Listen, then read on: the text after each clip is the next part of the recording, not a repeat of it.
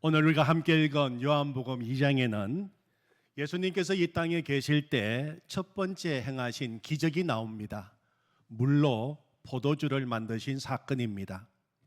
우리가 계속해서 주일마다 요한복음 말씀을 나누면서 사도 요한이 요한복음을 기록한 목적을 잊지 말아야 하겠습니다. 요한복음을 기록한 목적이 무엇입니까? 요한복음 20장 31절에 보면 오직 이것을 기록함은 너희로 예수께서 하나님의 아들 그리스도이심을 믿게 하려 함이요 또 너희로 믿고 그 이름을 힘입어 생명을 얻게 하려 함이니라 말씀하셨습니다. 예수님이 하나님의 아들 그리스도이심을 믿게 하고 그 예수님을 믿어서 생명을 얻도록 하기 위해서 요한복음을 기록한 것입니다. 그러므로 오늘 예수님이 행하신 첫 번째 기적을 성경에 기록한 목적도 동일합니다. 예수님이 하나님의 아들이심을 우리로 하여금 믿도록 하기 위해서 기록했고 또 예수님을 믿어서 풍성한 생명을 누리도록 하기 위해서입니다. 11절을 한번 다시 보십시오. 예수께서 이 첫 표적을 갈릴리 가나에서 행하여 그의 영광을 나타내심에 제자들이 그를 믿으니라. 아멘. 물이 변하여 포도주가 된 사건 그 자체도 놀라운 일이지만 그보다 더 중요한 것은 우리가 결코 놓치지 말아야 할 것은 이 기적으로 말미암아 예수님을 하나님의 아들로 믿게 되었다는 것입니다. 그래서 요한복음에서는 기적이라고 하는 말 대신에 표적이라고 하는 말을 사용하고 있습니다. 오늘 말씀을 나눌 때 우리 속에서도 이런 예수님을 믿는 역사가 일어나기를 원합니다. 예수님이 누구십니까? 예수님 하나님의 아들이십니다. 예수님은 우리 인생이 안고 있는 모든 문제의 해답이십니다. 예수님은 우리의 기쁨이시고 소망이시고 행복이십니다. 그렇게 고백하는 시간이 되기를 원합니다. 예수님이 행하신 첫 번째 표적, 어떤 상황이 전개되고 있습니까? 결혼식이 진행되고 있는 상황입니다. 인생에 있어서 가장 행복하고 복된 자리 바로 결혼식 아니겠습니까? 오늘 본문 1절은 이렇게 시작합니다. 사흘째 되던 날 갈릴리 가나에 혼례가 있어. 사흘째 되던 날, 이 사흘째 되던 날이 언제인가? 여기에 대해서 여러 가지 신학적인 견해가 있습니다. 우리 교회에 오셔서 말씀을 전한 적이 있으신 류모세 선교사님이 쓰신 열린다 성경 시리즈에 보면 이 구절을 아주 재미있게 해석했습니다. 갈릴리 가나 성지순례 갔을 때에도 가이드를 통해서 동일한 설명을 들은 적이 있습니다. 본문에 사흘째 되던 날, 이 말씀을 해석할 때 창세기 1장 말씀과 연관시켜서 해석해야 된다는 것입니다. 하나님이 천지를 창조하셨습니다. 첫째 날 빛을 창조하시고 둘째 날 하늘을 창조하시고 셋째 날 땅과 바다와 풀과 채소와 열매 맺는 나무를 창조하시고 계속 6일 동안 세상을 창조하셨습니다. 그런데 창세기 1장 본문을 자세히 보면 다른 날은 하나님이 보시기에 좋았더라 그렇게 한 번 나옵니다. 또 둘째 날은 아예 그 말이 나오지도 않고 있습니다. 그런데 유독 셋째 날 창조 기사에는 하나님이 보시기에 좋았더라 하는 말이 두 번 나와요. 바로 그날 하루 안에 두 번 나옵니다. 1장 10절에 창세기 1장 10절 하나님이 보시기에 좋았더라. 그리고 다음 12절에 보면 하나님이 보시기에 좋았더라. 그래서 유대인들은 이 창조 셋째 날을 축복을 두 번 한 날이라고 해서 그날을 더블 브레싱 날이라고 그렇게 부릅니다. 유대인들은 안식일을 기준으로 주일이 안식 후 첫째 날, 월요일이 둘째 날, 화요일을 셋째 날이라고 부릅니다. 그래서 지금도 더블 축복이 임한 날, 이스라엘에서는 셋째 날, 우리로 말하면 화요일 날 결혼식을 하는 풍습이 많이 있다고 합니다. 류모세 선교사님의 해석에 따르면 이 셋째 날, 사흘째 되던 날은 정말 갑절의 축복의 날입니다. 그날에 결혼 잔치가 열리게 된 것입니다. 그렇다면 정말 갑절의 축복이 임해야 되지 않겠습니까? 그런데 이 복되고 기쁘고 즐거움이 가득하고 행복이 넘쳐야 할 잔치에 큰 문제가 생겼습니다. 포도주가 떨어지게 된 것입니다. 그래서 3절 말씀에 보면은 포도주가 떨어진지라 그렇게 나와 있어요. 유대 랍비들은 이 잔치에, 특별히 결혼 잔치에 포도주가 없으면 기쁨이 없다고 할 정도로 결혼 잔치에서 포도주를 제일 중요하게 생각했습니다. 그런데 그 포도주가 떨어지게 된 것입니다. 전혀 예상하지 못한 문제가 발생한 것입니다. 생각해 보십시오. 결혼식 얼마나 중요한 예식입니까? 결혼식을 앞두고 얼마나 정성을 다하여 얼마나 세심하게 결혼식을 준비했겠습니까?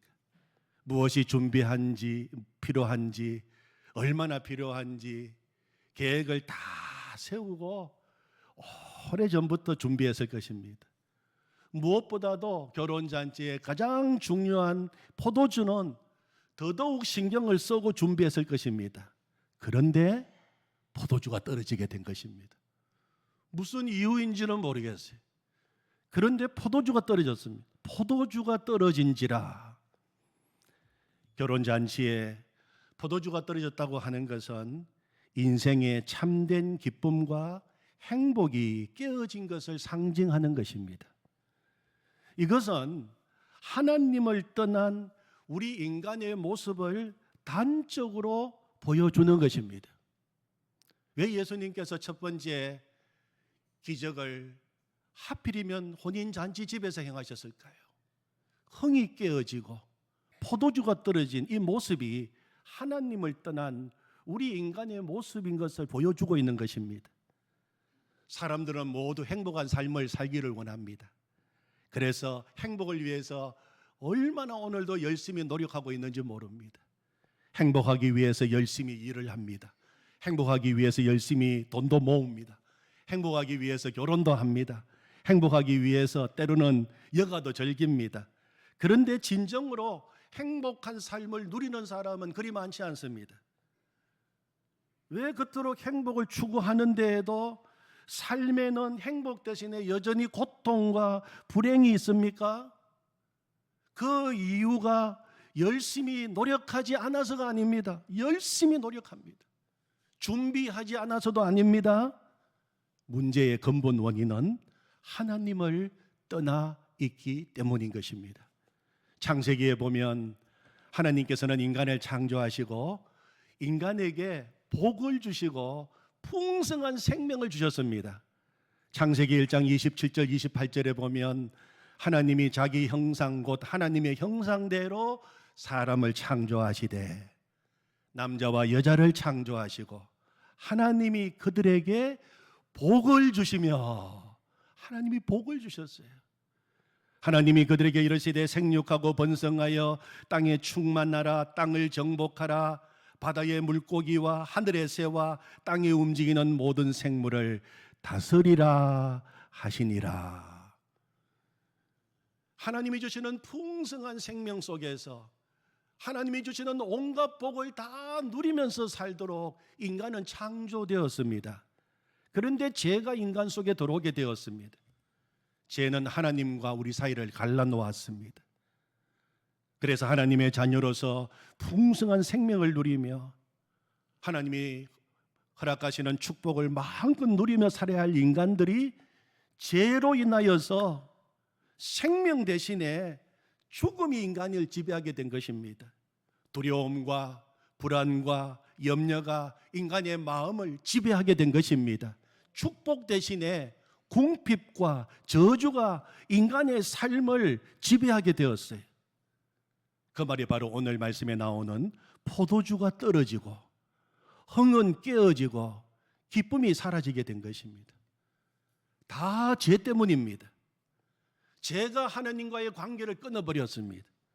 죄가 하나님으로부터 오는 풍성한 생명, 온갖 좋은 복들을 다 막아버렸기 때문입니다. 이사야 59장 2절에 보면 오직 너희 죄악이 너희와 너희 하나님 사이를 갈라놓았고, 예레미야 5장 25절 너희 죄가 너희로부터 좋은 것을 막았느니라, 그렇게 말하고 있습니다. 여러분, 하나님을 떠난 인간이, 죄를 범한 인간이 제일 먼저 한 일이 무엇입니까? 옷 만드는 일이었어요. 스스로 한 일이 옷을 만드는 일이었습니다. 창세기 3장 7절에 보면 이에 그들의 눈이 밝아져 자기들이 벗은 줄 알고 무화과 나무 잎을 엮어 치마로 삼았더라. 여러분, 한번 아담과 하와가 무화과 나무로 치마 만드는 장면을 한번 생각해 보십시오. 얼마나 최선을 다해서 제일 좋고 싱싱하고 푸른 무화과 나무 잎을 골라서 얼마나 정성스럽게 잘 엮어서 치마를 만들었겠습니까? 그러나 그것은 오래가지 못했습니다. 곧 시들어버리고 말라버리고 다 그냥 떨어지는 것입니다. 그것이 하나님을 떠난 인간의 모습을 보여주는 것입니다. 인간의 노력은 한계가 있습니다. 언젠가는 떨어지고 말라버리기 마련입니다. 그래서 예수님께서는 요한복음 15장에서 말씀하시기를 사람이 내 안에 거하지 아니하면 가지처럼 밖에 버려져 마르나니, 그렇게 말씀하셨어요. 인생이 마르고 인생이 시드는 이유가 무엇입니까? 내 안에 거하지 않기 때문에 인생은 시들고 마르고 있다고 주님은 말씀하고 있는 것입니다. 우리 인생이 마르고 시들고 삶의 의미가 없고 인생의 기쁨이 깨어지는 근본 이유가, 여러분, 열심히 살지 않아서가 아닙니다. 열심히 살았습니다. 그런데 주 안에 거하지 않은 것입니다. 주님과 떨어져 있고 주님 없이 살려고 했기 때문에 시들고 말라버린 것입니다. 그런데 예수님께서 오셔서 십자가 위에서 우리를 위하여 죽으셨습니다. 그리고 십자가의 보혈로 하나님과 우리 사이에 끊어진 관계를 다시 이어주셨습니다. 다시 우리를 하나님의 자녀로 살게 해 주셨습니다. 하나님으로부터 오는 풍성한 생명을 누리게 되고 하나님 아버지로부터 오는 온갖 좋은 복을 다 누리며 살 수 있는 그 길을 주님이 열어주신 것입니다. 그래서 이제부터는 주님만 붙들고 살아가면, 주님 안에 있게 되면 저주의 인생이 축복의 인생이 되고 사망의 종로로 타던 인생이 하나님의 자녀가 되어서 풍성한 생명의 주인공으로 살게 되는 것입니다. 그것이 바로 예수님께서 이 땅에 오신 이유입니다. 그래서 예수님께서 첫 번째 기적을 혼인잔치집에서 물로 포도주를 만드신 것입니다. 자, 그러면은 오늘 포도주가 떨어지고 위기를 만난 이 잔치, 이 인생 어떻게 회복이 되었습니까? 첫 번째, 예수님이 그 자리에 계셨습니다. 예수님이 그 자리에 계셨어요.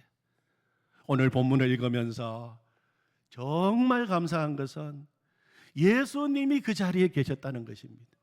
예수님이 그 잔치에 초청을 받고 가셨다는 것입니다. 예수님이 만약 그 잔치집에 계시지 않으셨더라면 그 잔치집은 큰 어려움과 낭패로 끝났을 것입니다.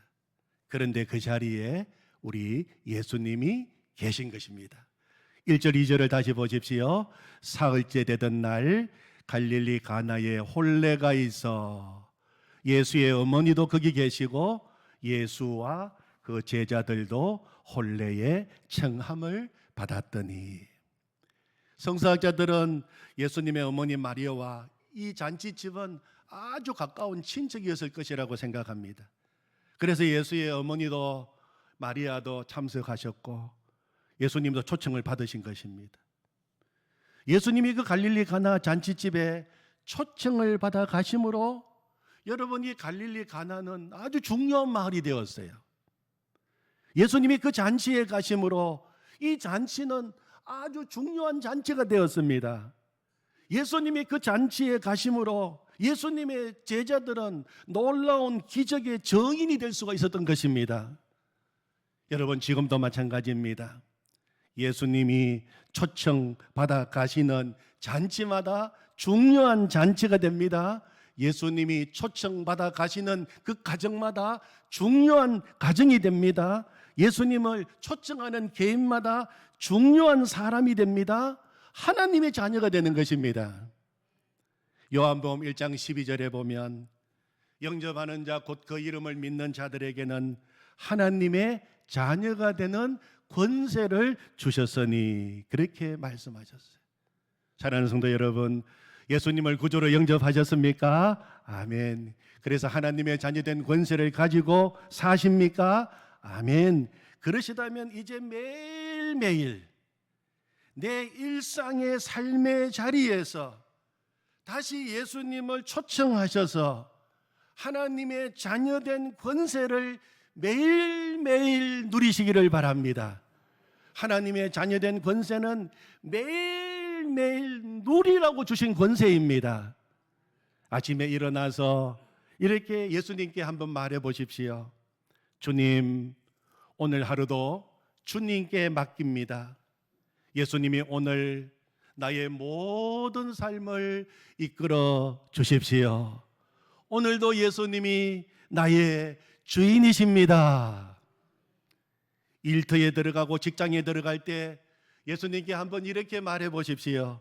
주님, 오늘도 주님이 일터의 주인이십니다. 오늘도 주님이 함께 하시고 인도하셔서 무슨 일이든지 주님과 함께 주님이 주시는 지혜와 능력으로 능히 감당하게 하시고 승리하게 하여 주옵소서. 힘이 들고 피곤할 때 예수님께 이렇게 말해 보십시오. 주님, 피곤한 내 육신과 마음을 주님께 맡깁니다. 주님의 크신 팔로 안아주시고 주님 품 안에서 안식을 누리게 해 주십시오. 하루를 다 보내고 잠자리에 들 때 예수님께 이렇게 한번 말해 보십시오. 주님, 오늘 하루 주님과 함께 해서 너무 행복했습니다. 주님 사랑합니다. 아멘. 오늘 본문의 행복의 시작은, 회복의 시작은 예수님이 거기에 함께 계셨다는 것입니다. 그것이 기적의 시작이었어요. 사랑하는 성도 여러분, 인생의 문제를 만나셨습니까? 지금 인생의 어려움 가운데 여러분이 봉착하셨습니까? 그러시다면 여러분, 예수님을 초청하시기를 바랍니다.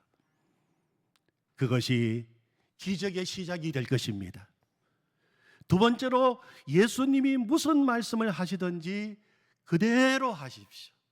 예수님이 무슨 말씀을 하시든지 그대로 하십시오.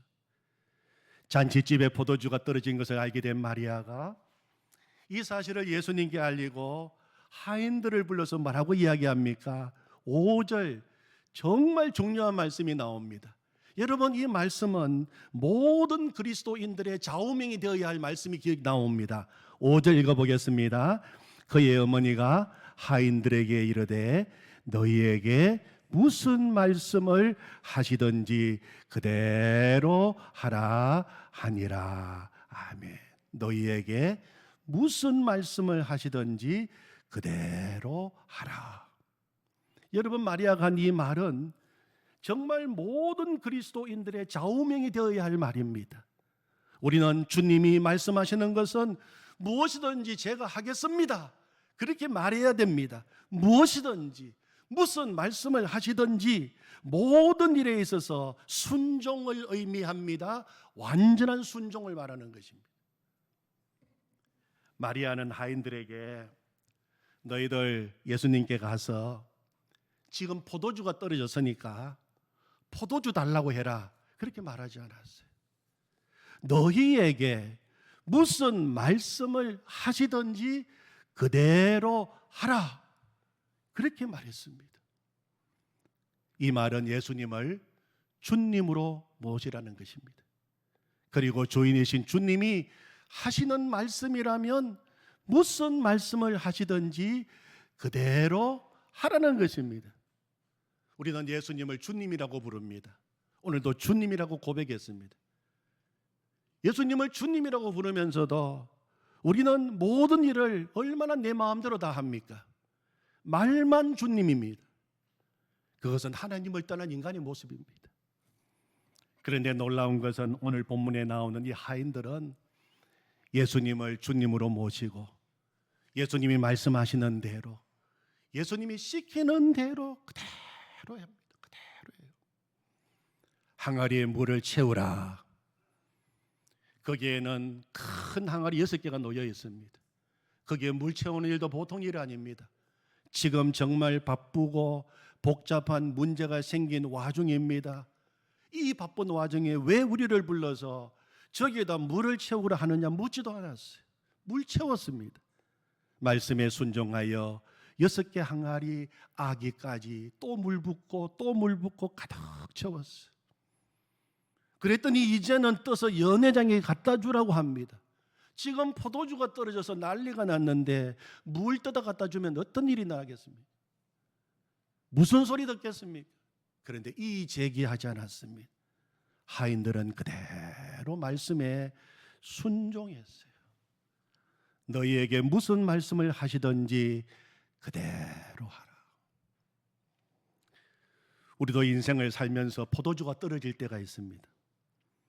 그때마다 우리는 주님이 나에게 뭐라고 말씀하시는지 거기에는 별로 관심이 없습니다. 오직 우리의 관심은 포도주 주십시오. 포도주 주십시오. 그것만 주님께 요구할 때가 얼마나 많이 있습니까? 그러나 그때 주님이 진짜 우리에게 듣고 싶으신 것은 그 문제의 때에 너무 답답하고 눈물 나고 괴로울 때 주님 말씀하시옵소서. 무슨 말씀을 하시든지 그대로 하겠습니다. 정말 우리 주님이 그때 듣고 싶으신 말씀입니다. 주님 말씀만 하십시오. 무슨 말씀을 하시든지 그대로 하겠습니다. 주님 말씀하시옵소서. 주님 명령대로 하겠습니다. 주님 하라는 대로 하겠습니다. 여러분, 오늘 말씀이 우리에게 주는 놀라운 도전입니다. 정말 예수님을 그렇게 주님으로 모시고 완전한 순종을 할 수 있느냐 하는 것입니다.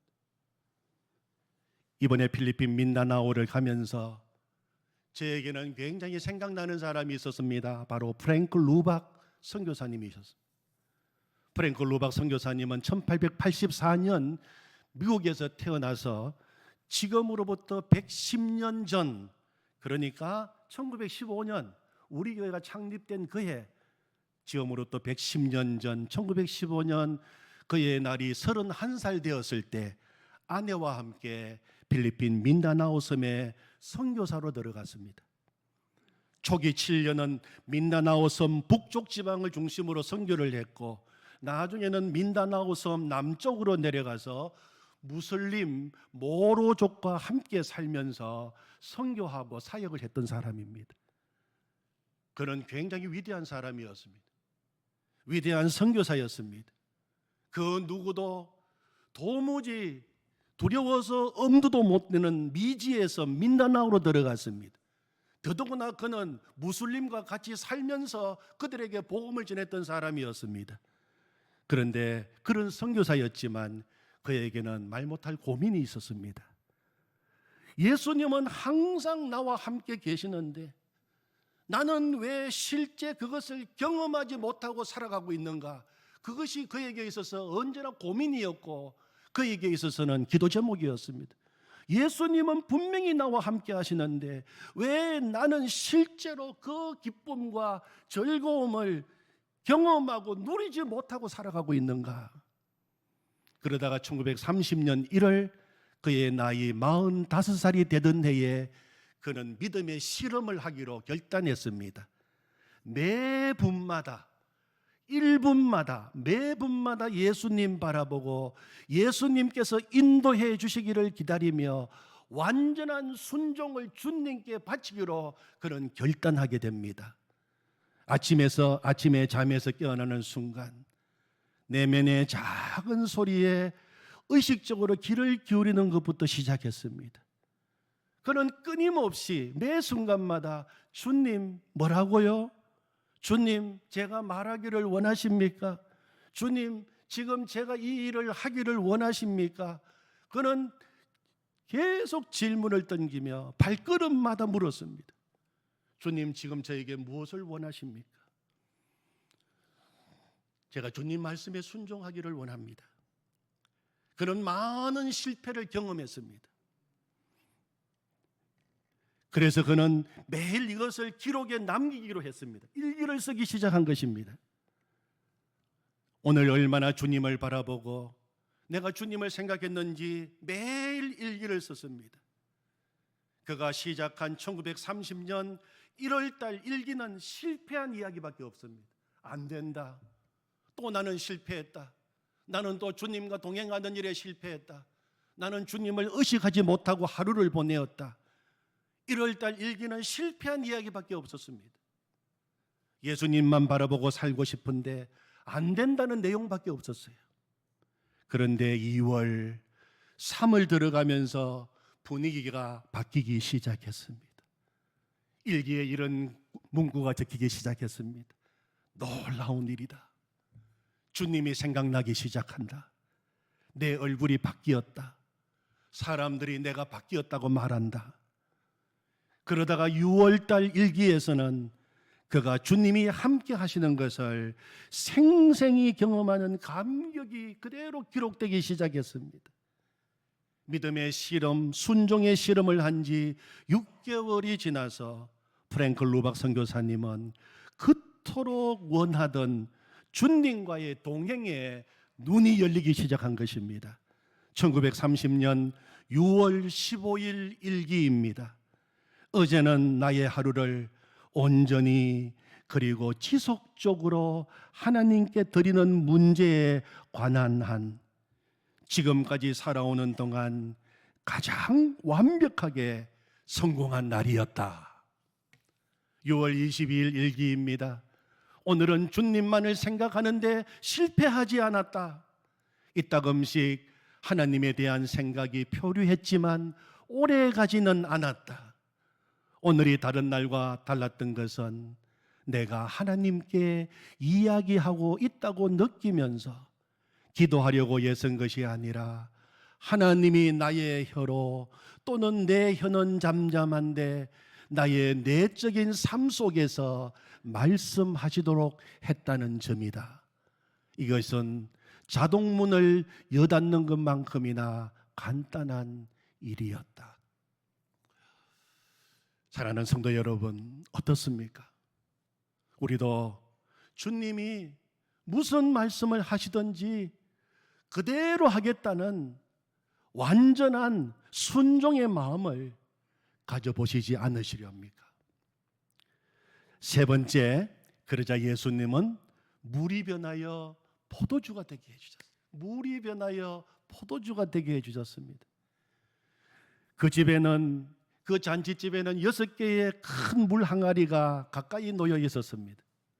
유대인들은 의식상 정결을 아주 매우 중요하게 생각했습니다. 그래서 그들은 종교적 의식에 사용하기 위하여 많은 물을 손이 쉽게 미칠 수 있는 곳에 준비해 두었습니다.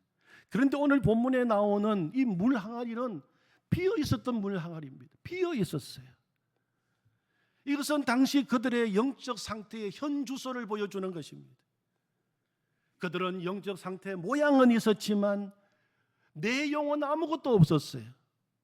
속은 텅 비어 있었습니다.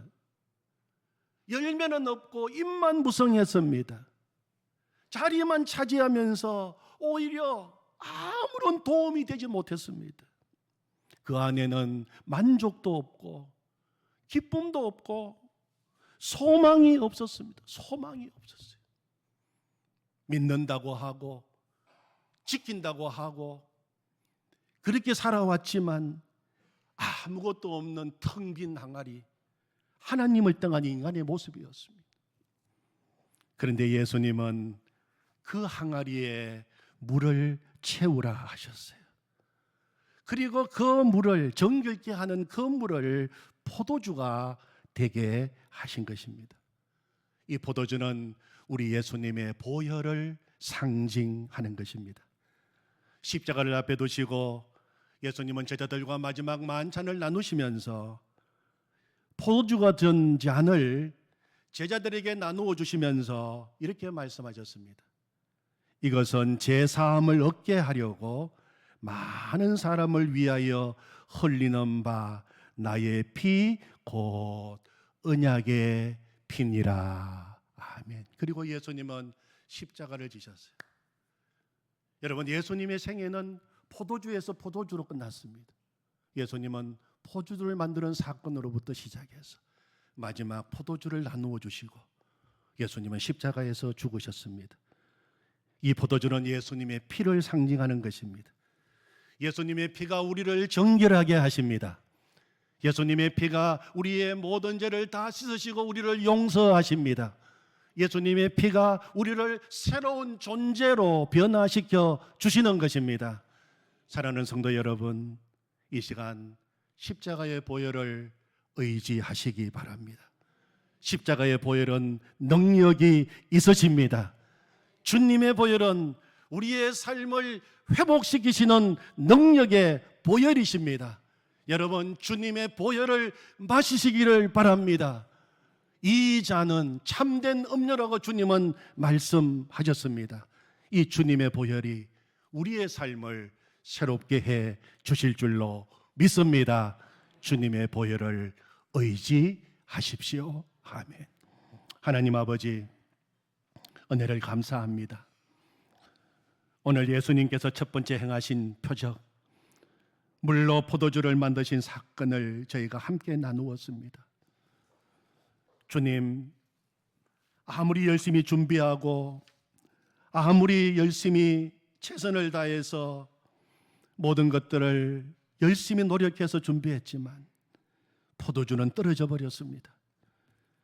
기쁨은 깨어지게 되고 잔치는 이제 막을 내리게 될 형편이었습니다. 그러나 그 자리에 주님이 계셨고 그 자리에 주님께서 말씀하실 때 물이 변하여 포도주가 되고 다시 새로운 역사는 일어나게 되었습니다. 하나님 아버지, 이 시간에 예수님을 내 삶 가운데 초청합니다.